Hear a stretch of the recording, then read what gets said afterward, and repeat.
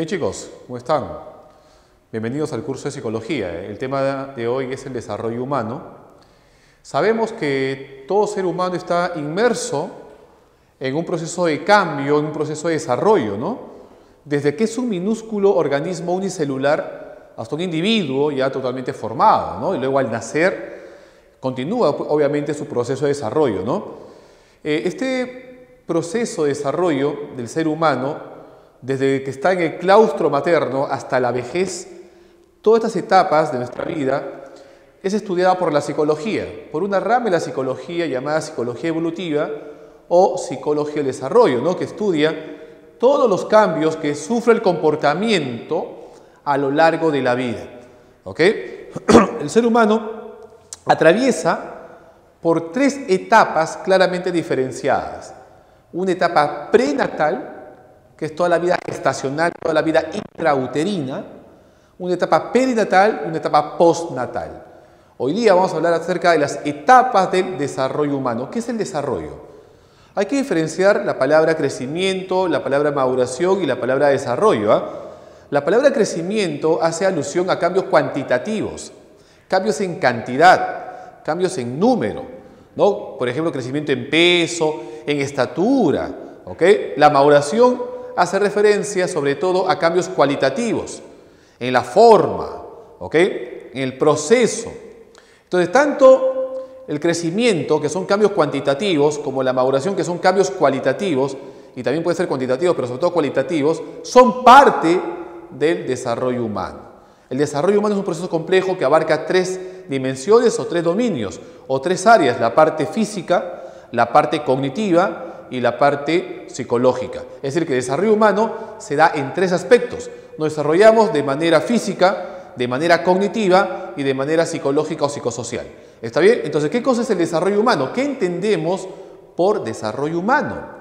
El desarrollo humano es el estudio científico, porque el proceso de desarrollo se ha estudiado de manera científica. La psicología evolutiva estudia este proceso, ¿no?, del cambio del desarrollo humano de forma científica. Usa el método longitudinal para ver cuáles son los cambios que se dan durante toda nuestra vida. ¿Se dan cuenta? Entonces se entiende que el desarrollo humano es el proceso de cambio y de estabilidad que se da a lo largo de todo el ciclo vital.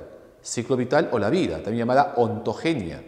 La ontogenia es los cambios que sufre el ser humano desde que nace hasta que muere. No hay que confundirlo con filogenia, ¿no?, que es el cambio del ser humano como especie. Pero la ontogenia, la vida, la plataforma de la vida, el ciclo vital, es estudiado por la psicología evolutiva. Dice que es el estudio científico, el desarrollo humano, es el estudio científico de los procesos de cambio y de estabilidad que se da a lo largo de todo el ciclo vital. ¿Por qué es cambio? Porque no, el desarrollo es transformación, es evolución. Uno se va modificando. El desarrollo humano es cambio, transformación. Pero ¿por qué, profe, es estabilidad? ¿Por qué el desarrollo humano es estabilidad? Porque se espera que a determinada etapa aparezcan ciertas características o condiciones. Por ejemplo, se sabe que el nivel maduracional en el ser humano para caminar se alcanza al año, que la madurez sexual se da a los 12 años, que el adolescente atraviesa por la etapa de su búsqueda de identidad y que a los 50 años aparece el síndrome del climaterio. Es decir, hay ciertas condiciones, ciertas características que son esperables que se presente en una determinada etapa. Por lo tanto, hay estabilidad también en el desarrollo humano, pero también es cambio. Por lo tanto, se define que el desarrollo humano es el estudio científico de los procesos de cambio y estabilidad que se da a lo largo de todo el ciclo vital. El desarrollo humano se da en tres dominios, tres dimensiones, tres aspectos. Nos desarrollamos de manera física o también llamada psicobiológica, que abarca la dimensión física del desarrollo. Cambios, por ejemplo, en la estatura. ¿Cuánto mide un recién nacido? ¿Cuánto pesa un recién nacido? Un niño de los 5 años, ¿cuánto pesa? ¿Cuánto mide? ¿Cuánto es el estirón adolescente? O sea, ¿cuánto crece un adolescente? ¿Cuántos centímetros? Estos cambios físicos, ¿ok?, como la estatura, las habilidades motoras, a qué edad se camina, a qué edad aparecen las habilidades motoras finas, motoras gruesas, las habilidades atléticas, es parte de la dimensión cognitiva. ¿En qué etapa de la vida el ser humano es más saludable? El estado de salud también es parte de la dimensión física. Como ven ustedes, la dimensión física abarca el crecimiento en peso, en estatura, las habilidades motoras, el funcionamiento sensorial, ¿no? Cómo funciona tu vista. Por ejemplo, en la medida que uno va envejeciendo, va perdiendo la audición, va perdiendo la visión, etc. Estos procesos de cambio están dentro de la dimensión física, que abarca cambios en el estado de salud, en las habilidades motoras, en la capacidad sensorial, ¿no? En la estatura, el peso, etc. Nos desarrollamos de manera cognitiva, de manera intelectual, ¿no? Los cambios del desarrollo del pensamiento, de la inteligencia, de la memoria, del pensamiento, del lenguaje, ¿no? Son cambios a nivel cognitivo. Nos desarrollamos físicamente, cognitivamente y psicológica o psicosocialmente. ¿Qué abarca la dimensión psicológica o psicosocial? Por ejemplo, el desarrollo de la personalidad, el manejo de las emociones. ¿Cómo expresa un niño su frustración? ¿Cómo expresa un adolescente, tú que eres adolescente, tu frustración? ¿Y cómo expresa su frustración un adulto y un anciano? ¿No? Son parte de la dimensión psicológica. ¿Okay? Abarca el desarrollo de la personalidad, las relaciones interpersonales. Cuando somos niños, los sexos son rivales. El niño odia a la niña y la niña odia al niño, pero en la adolescencia el asunto cambia. El niño comienza a ver a la niña y viceversa, ¿no? Es decir, las relaciones interpersonales, el manejo de las emociones, el desarrollo de la personalidad, ¿okay? Son parte justamente de la dimensión psicológica o psicosocial. Entonces, el desarrollo humano se da en tres aspectos. Nos desarrolla de manera física, de manera cognitiva y de manera psicológica o psicosocial. ¿Okay? El desarrollo humano se da en 8 etapas. El desarrollo humano abarca 8 etapas. La etapa prenatal. Prenatal es todo lo que ocurre dentro del claustro materno. Todo el proceso gestacional es la etapa prenatal. ¿Cuánto dura, chicos? ¿Cuánto dura la etapa prenatal? La etapa prenatal dura 9 meses. 9 meses, 40 semanas, 280 días. ¿Ok? La etapa prenatal. Luego que viene la infancia, del nacimiento de los 0 años hasta los 3 años, la infancia. ¿Ah? Claro, la infancia. Profe, y luego que viene, niñez temprana, pues. ¿De qué edad a qué edad abarca la niñez temprana? La niñez temprana abarca de los 3 a los 6 años. De 3 a 6 años, infancia. Perdón, niñez temprana. Niñez intermedia, de 6 a 11 años. De 6 a 11, infancia. Profe, ¿y qué viene? Tu etapa, pues. Viene tu etapa, la adolescencia. La quinta etapa. ¿De qué edad a qué edad? De 11 hasta los 20 años. ¿Qué, profe? ¿No era 16? No. Según la OMS, de 11 o 12 a 18. Según la psicología evolutiva, de 11 a 20 años. La adultez temprana, de 20 a 40 años. Profe, ¿y la juventud? Bueno, había un investigador llamado Kenningston que habló de la juventud, que era una etapa en la cual la persona era mucho más estable, mucho más independiente, más madura, más realista que un adolescente, pero no lo suficientemente maduro, estable, independiente para ser considerado un adulto típico. A esta etapa, en la cual será mucho más estable que un adolescente, pero menos estable, menos maduro que un adulto, le llamó Kenningston la juventud, ¿no? De 20 a 25 años, que está dentro de la adultez temprana. Y luego viene la adultez intermedia, que va de los 40 años a los 60 o 65 años.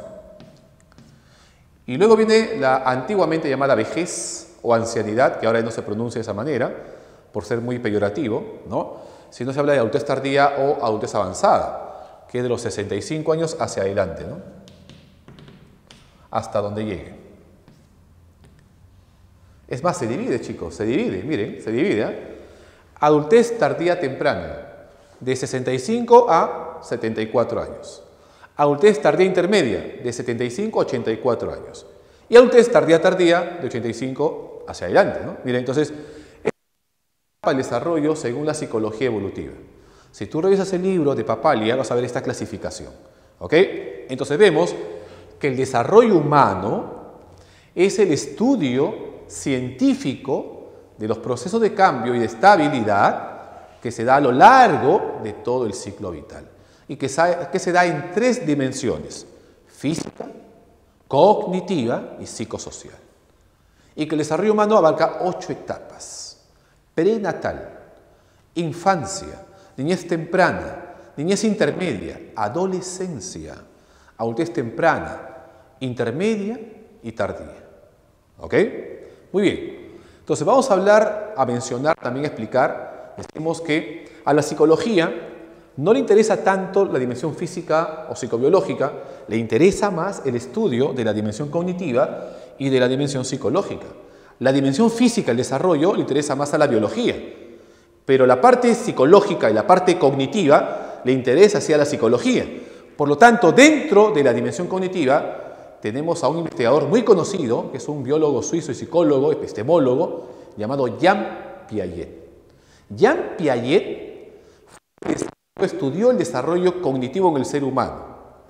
Y dice que la inteligencia y el pensamiento humano se desarrolla en 4 etapas. La etapa sensorio-motriz, del nacimiento hasta los 2 años. ¿Ok? Ahí no hay pensamiento, todavía no hay función simbólica, ¿no? De los 2 a los 7 años se da la etapa preoperacional, preoperatorio, el pensamiento prelógico.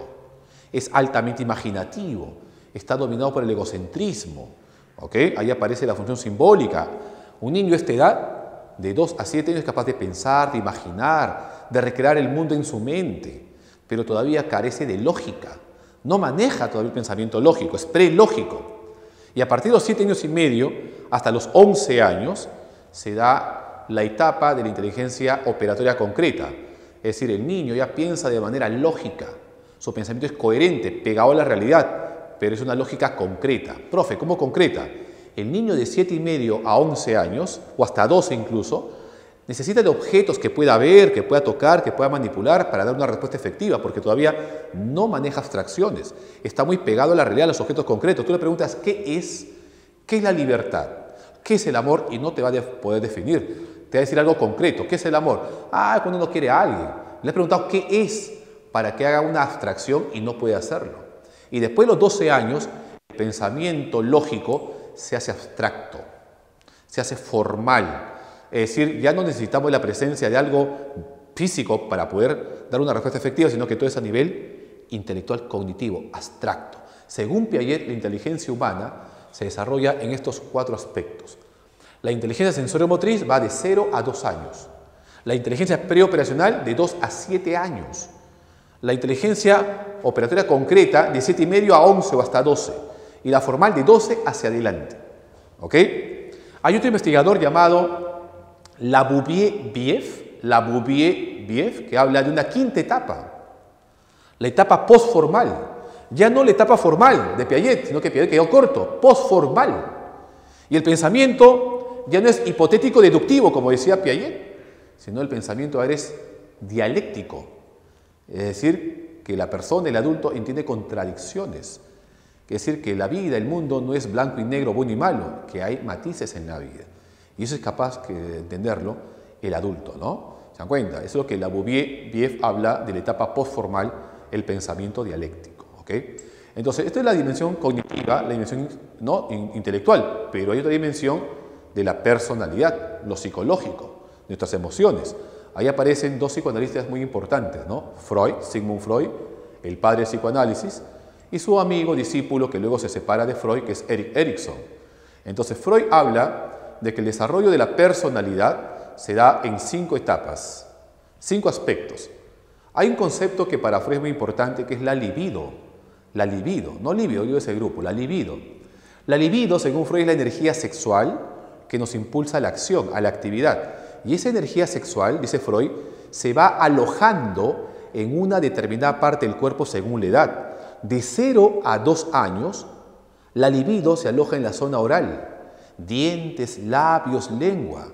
Y el niño sentirá placer al estimular esa zona de su cuerpo, porque siente placer. Entonces, cualquier objeto que el niño encuentre a su alrededor, se lo mete a la boca, porque ahí encuentra placer, la etapa oral. Si no supera su etapa oral, Freud decía, en su vida adulta, en su vida posterior, tendrá una fijación oral y mostrará conductas, por ejemplo, como fumar en exceso, o comer en exceso, o hablar en exceso, o ser violento con la boca. tendencia a morder, a chupar, ¿no? Porque justamente no ha superado su etapa oral. Profesor, ¿y por qué no supera su etapa oral? Bueno, no supera su etapa oral por dos condiciones. Porque no satisfacen sus necesidades orales, de repente la mamá está ausente, no satisface su hambre, sus necesidades, y le priva esas necesidades, de esas gratificaciones, o de repente le da en demasía. Si no te dan nada, te friega, y te dan demasiado, también te friega. Entonces ahí le genera un vacío que Freud llama fijación oral, que el adulto va a tratar de llenarlo en su vida posterior. Entonces tiene problemas, ¿no? Está de repente triste, toma, ¿no? Come en exceso, está ansioso y come, o de repente habla mucho, es muy violento con la boca, ¿no? ¿Se dan cuenta? Esa es la fijación oral.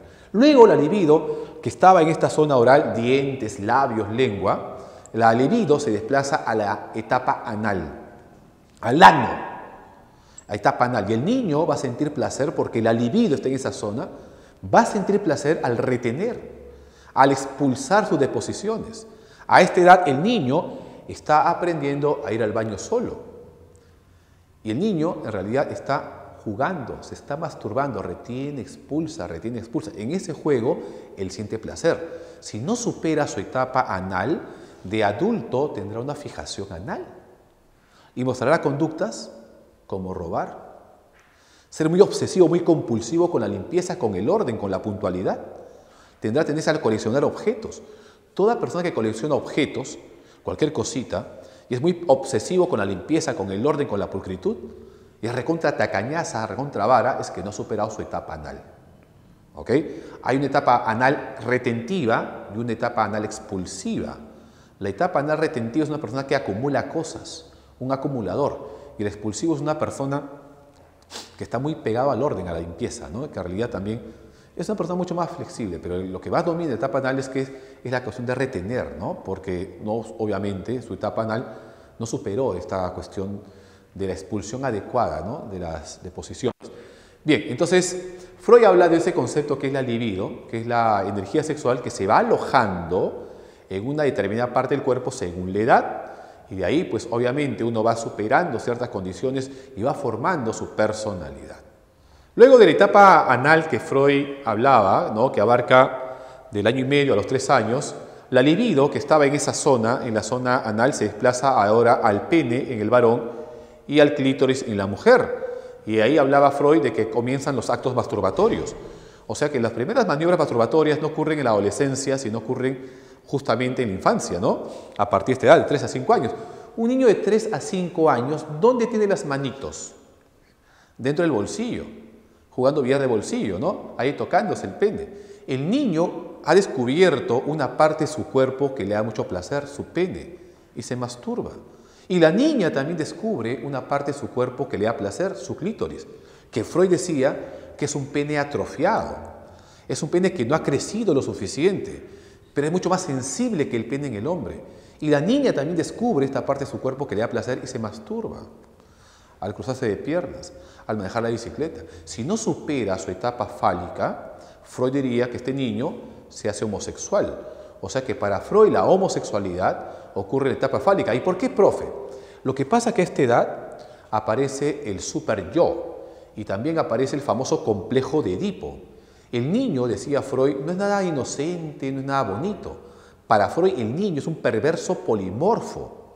Es un desgraciado que se masturba a los 4 años, se quiere acostar con su madre y quiere matar a su padre, es lo peor. A esto Freud llamó el complejo de Edipo. El niño a esta edad se enamora de su madre, es una atracción por la madre y desea la muerte del padre. Pero a esta edad también aparece la conciencia moral, el super yo, que le hace ver a este niño que lo que está sintiendo, que lo que está experimentando es algo perverso, es algo malo, algo indeseable. ¿Cómo es posible, Pedrito, que tú siendo un niño tan bonito, tan educadito, de tan buena familia, tengas estos sentimientos tan perversos de querer acostarte con tu madre y de querer matar a tu padre? Eres de lo peor, te me caíste. Y el niño siente culpa, desarrolla un sentimiento de culpabilidad y cuando sueña que le cortan el pene o que le persiguen para hacerle daño. Entonces lo que hace el niño, por acción del super yo, de esta conciencia moral que el niño ha desarrollado, reprime sus sentimientos incestuosos hacia la madre, se aleja de la madre y se identifica con su padre. ¿Se dan cuenta? Ahí el niño admira a su padre, lo ve como alguien grande, su héroe, un ser a quien imitar. Pero si el niño no logra alejarse de la madre para identificarse con su padre, se hace homosexual. Por eso Freud decía que la homosexualidad es una mala identificación con la figura de tu propio sexo en la infancia. A esta edad, la niña descubre que el niño, que su hermanito, no tiene pene. Y piensa ella que ha sido castrado. Y la niña piensa, me han quitado el pene, me han castrado el pene. Y la niña piensa que le han castrado el pene, ¿ok? Y le culpa a su madre, de quien se aleja y se pega al padre. Es por eso que toda niña es pegada al papá y todo niño es pegado a la mamá. Jung, el discípulo de Freud, llamaría a esto el complejo de Electra. ¿Ok? Y Freud diría que al pasar los años, la niña se va alejando un poquito del padre para identificarse con la madre. Pero en esta etapa del complejo de Electra, como llamaba Jung, dice que la niña envidia el pene del hombre. La niña envidia el pene del hombre y se siente inferior al hombre porque le falta una pequeña península, le falta una pequeña geografía. Orgullo del hombre, envidia de la mujer. Eso es lo que Freud llamaba la envidia del pene. Es por eso que la mujer compite con el hombre. El hombre no compite con la mujer, el hombre compite con otro hombre, pero la mujer compite con el hombre. Y dice Freud que la única forma de que esta niña supere ese trauma de competencia hacia el hombre es que tenga un hijo, un varón. Pero si de repente la mujer tiene una hija, ese complejo de querer superar, de competir con el hombre, no lo va a superar. La única forma de que la mujer supere su competencia de querer dominar a un hombre es cuando tenga un varón, porque dice que el varón depende de mí, viene de mí, y ¿por qué voy a competir con él si es un niño? De ahí lo supera, ¿no? Luego de esta etapa fálica hay un periodo de calma sexual.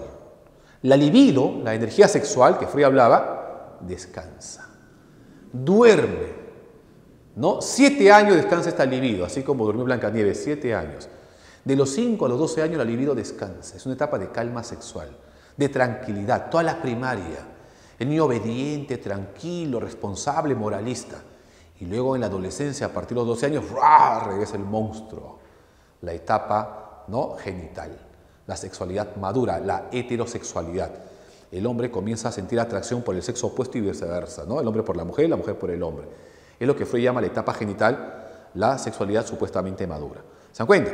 En cambio, Erikson, que era el discípulo de Freud, no compartía esto y él, en lugar de aplicar un principio biológico al tema, al desarrollo de la personalidad, aplica un criterio social.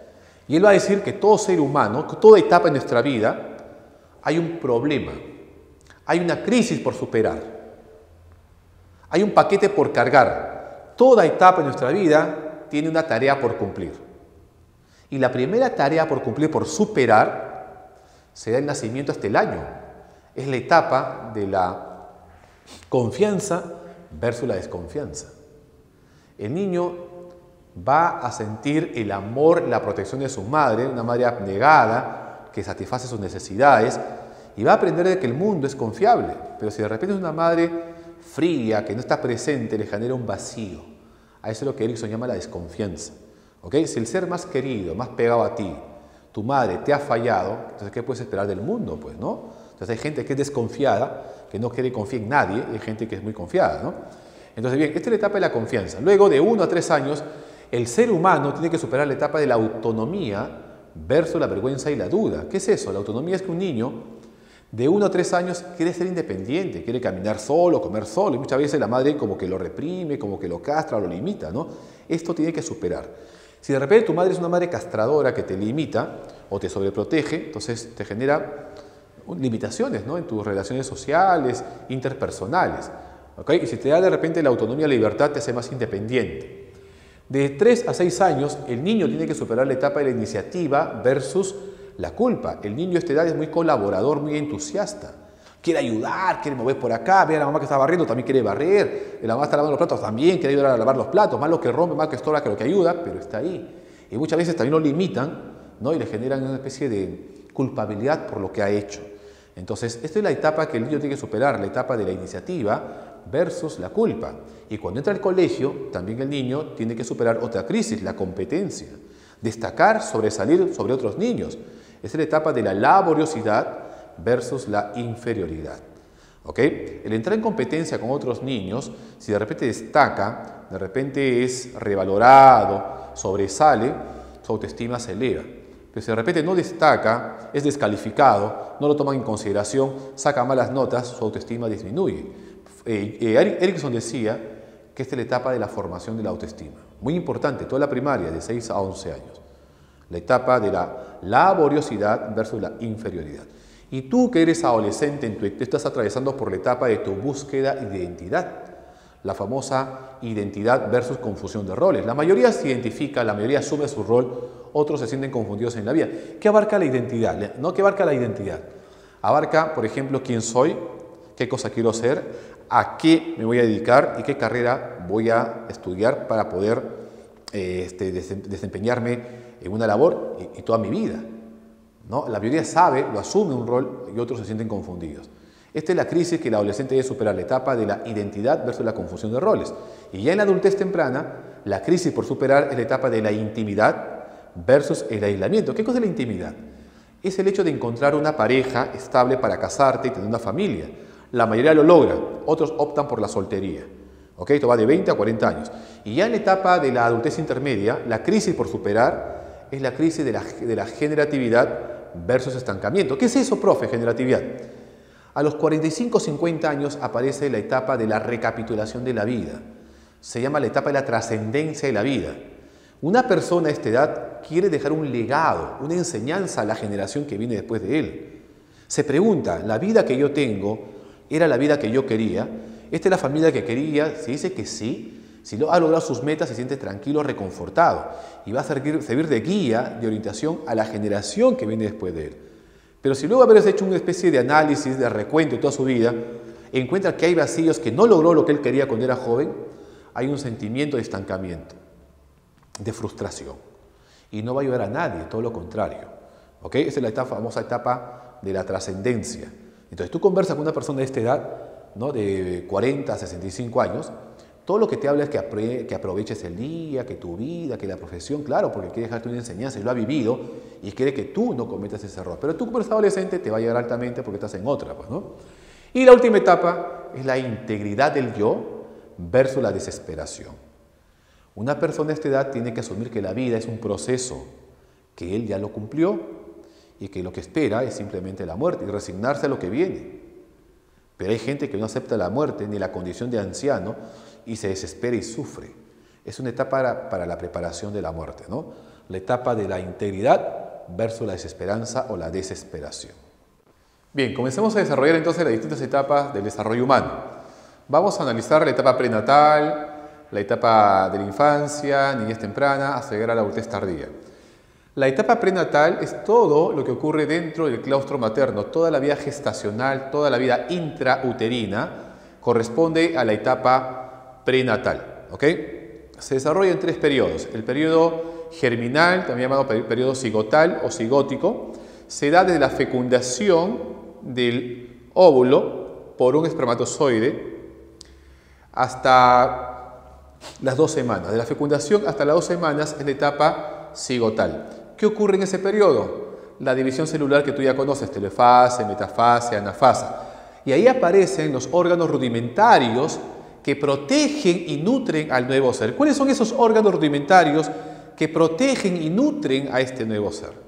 La placenta, ¿no? Es un órgano achatado y redondeado que se encuentra entre la madre y el feto. ¿Ok? Este está inmerso dentro de una membrana llamada saco amniótico, que en su interior contiene el líquido amniótico, que es agua con proteínas. Está inserto en el medio el cordón umbilical, por donde se alimenta y también por donde respira, porque su respiración es justamente por ahí. ¿Ok? Desde la fecundación hasta las 2 semanas es el periodo germinal o cigótico, ¿ok? O germinativo.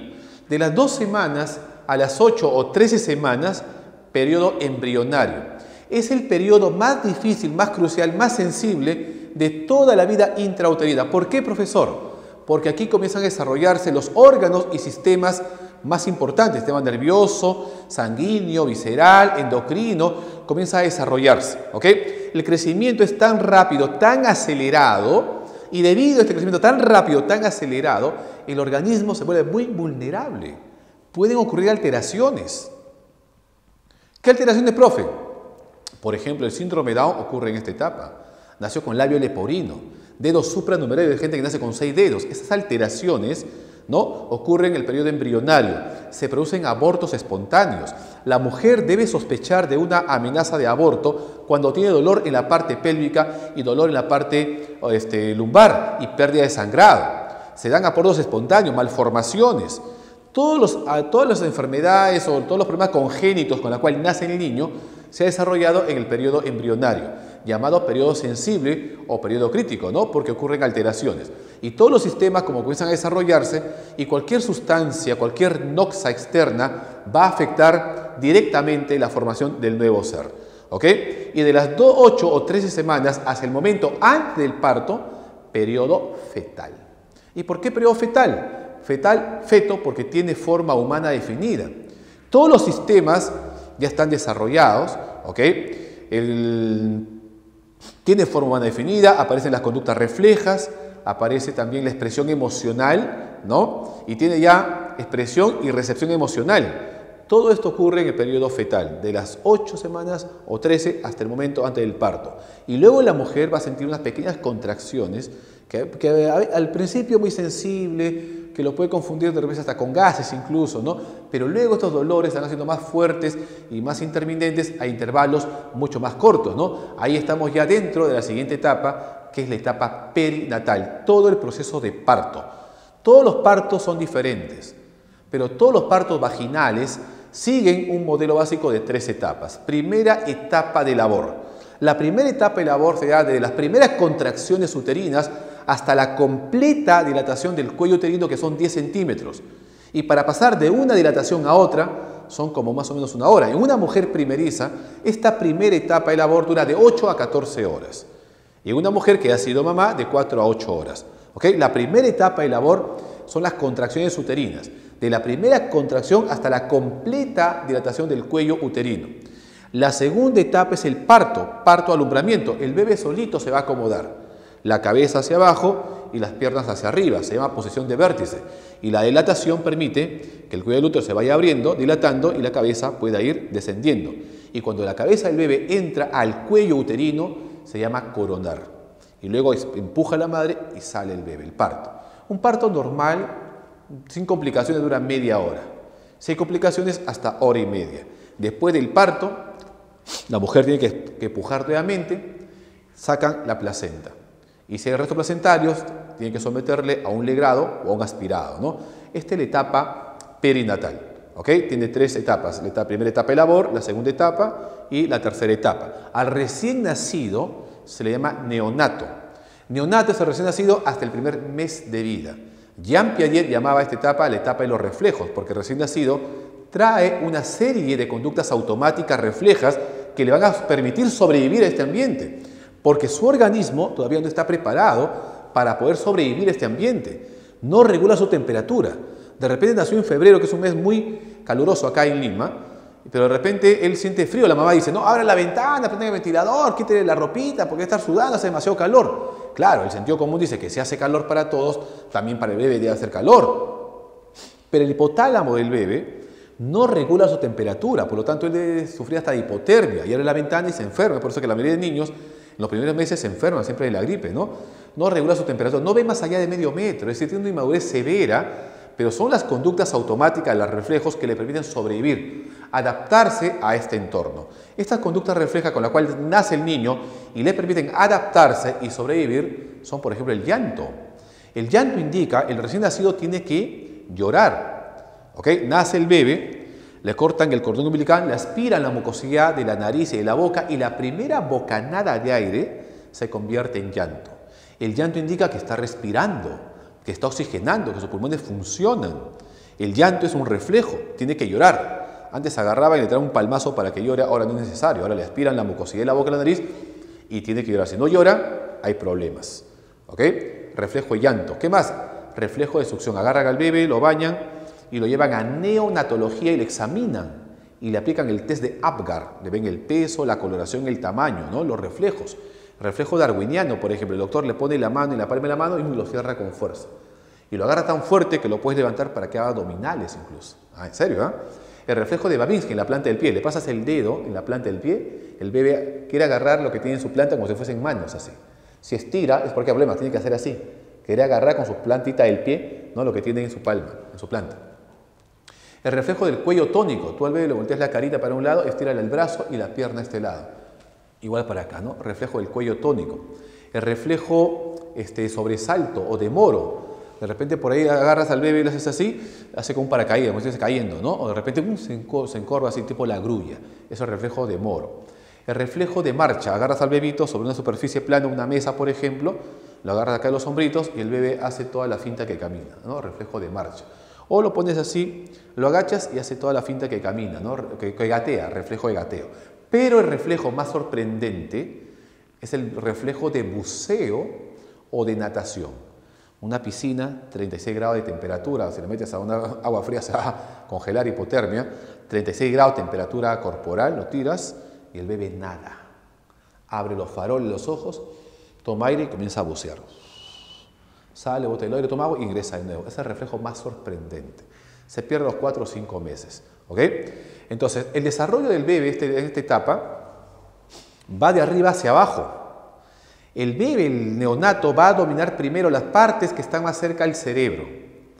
Primero, por ejemplo, al mes va a elevar un poco el mentón, a los 2 meses arquea un poco el pecho, a los 4 meses se sienta con ayuda, a los 6 meses se sienta solo, a los 8 meses se para con ayuda, a los 9 gatea, a los 10 meses se para solo y a los 11, 12 meses camina solo.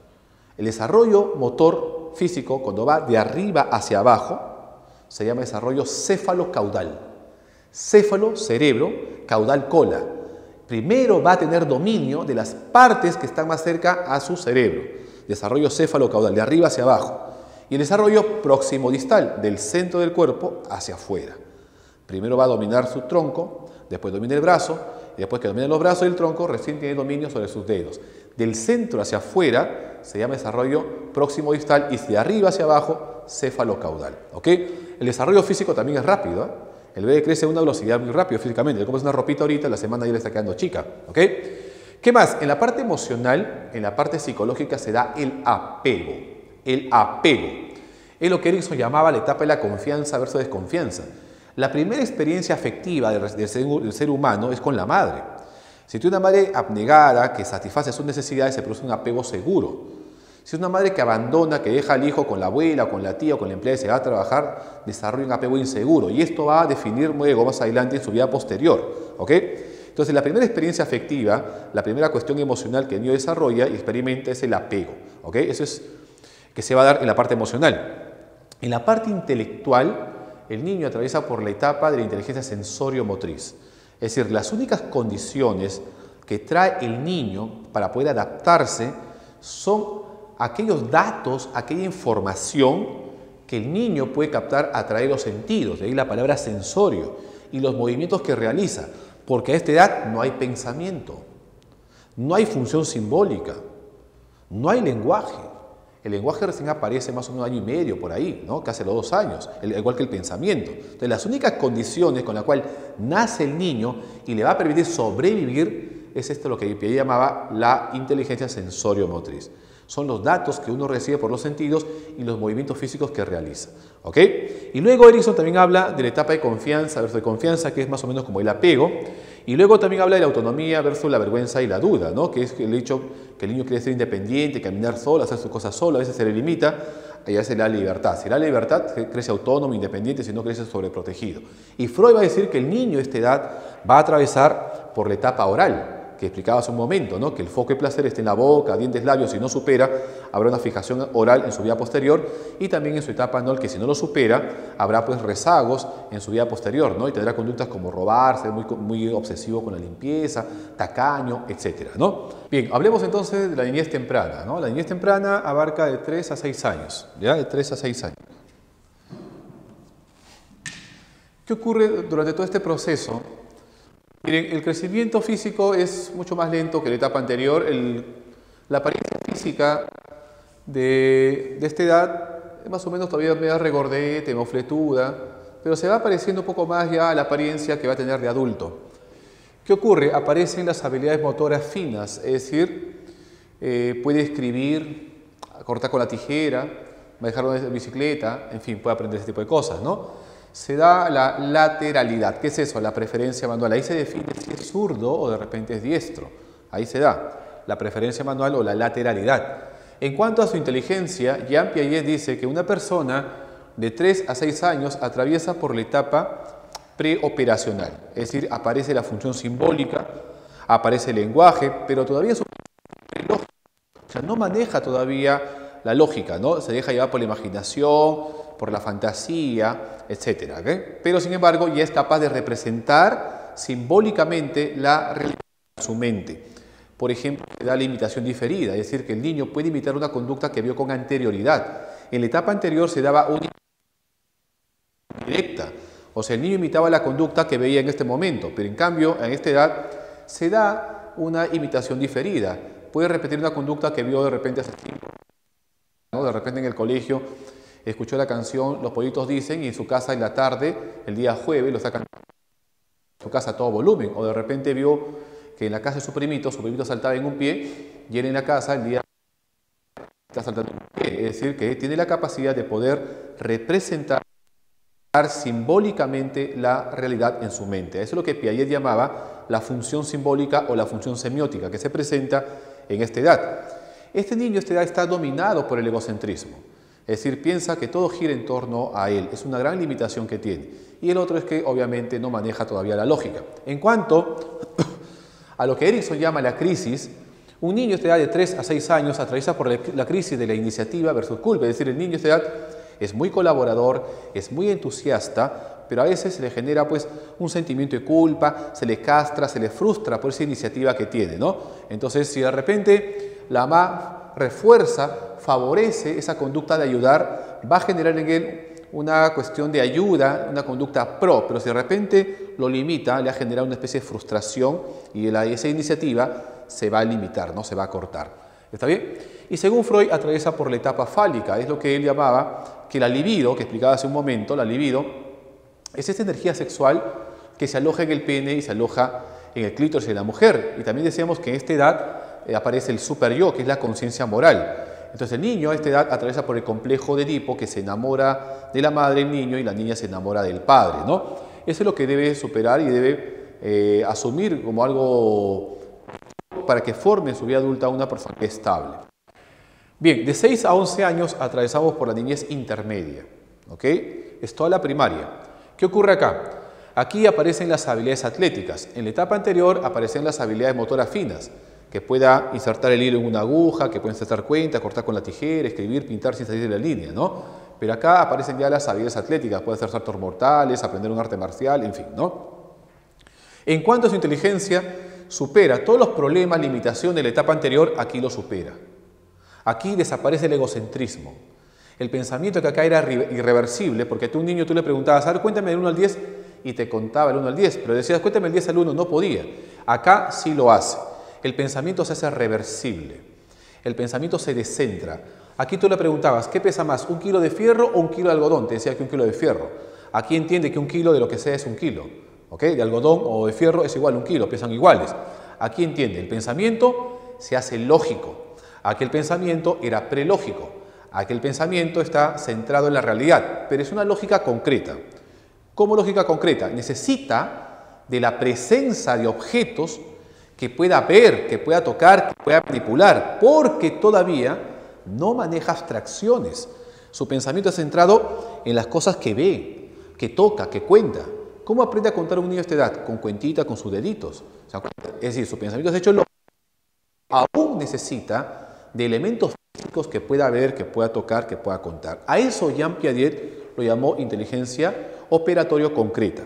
La moral que en este niño de 3 a 6 años, porque aparece la moralidad, era una moral preconvencional, según Colbert. ¿Cómo preconvencional, profe? Un niño de esta edad hacía cosas buenas porque quería un premio o porque quería evitar un castigo.